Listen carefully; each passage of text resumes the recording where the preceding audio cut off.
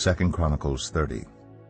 Hezekiah sent word to all Israel and Judah, and also wrote letters to Ephraim and Manasseh, inviting them to come to the temple of the Lord in Jerusalem and celebrate the Passover to the Lord, the God of Israel. The king and his officials and the whole assembly in Jerusalem decided to celebrate the Passover in the 2nd month. They had not been able to celebrate it at the regular time because not enough priests had consecrated themselves and the people had not assembled in Jerusalem. The plan seemed right both to the king and to the whole assembly. They decided to send a proclamation throughout Israel from Beersheba to Dan, calling the people to come to Jerusalem and celebrate the Passover to the Lord, the God of Israel. It had not been celebrated in large numbers according to what was written. At the king's command, couriers went throughout Israel and Judah with letters from the king and from his officials, which read, "People of Israel, return to the Lord, the God of Abraham, Isaac, and Israel, that he may return to you who are left, who have escaped from the hand of the kings of Assyria. Do not be like your parents and your fellow Israelites who were unfaithful to the Lord, the God of their ancestors, so that he made them an object of horror as you see. Do not be stiff-necked as your ancestors were.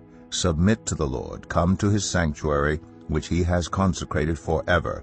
Serve the Lord your God, so that his fierce anger will turn away from you. If you return to the Lord, then your fellow Israelites and your children will be shown compassion by their captors, and will return to this land. For the Lord your God is gracious and compassionate.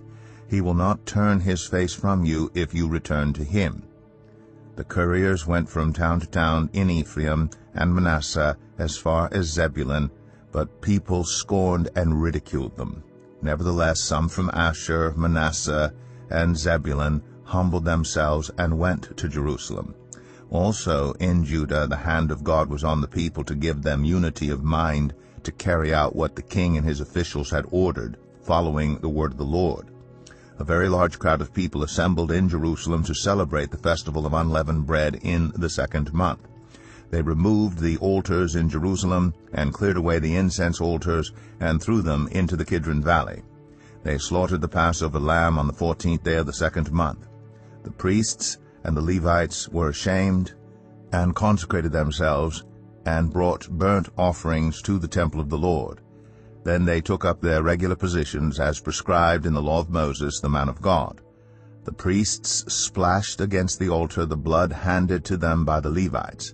Since many in the crowd had not consecrated themselves, the Levites had to kill the Passover lambs for all those who were not ceremonially clean and could not consecrate their lambs to the Lord. Although most of the many people who came from Ephraim, Manasseh, Issachar, and Zebulun had not purified themselves, yet they ate the Passover contrary to what was written. But Hezekiah prayed for them, saying, "May the Lord, who is good, pardon everyone who sets their heart on seeking God, the Lord, the God of their ancestors, even if they are not clean according to the rules of the sanctuary."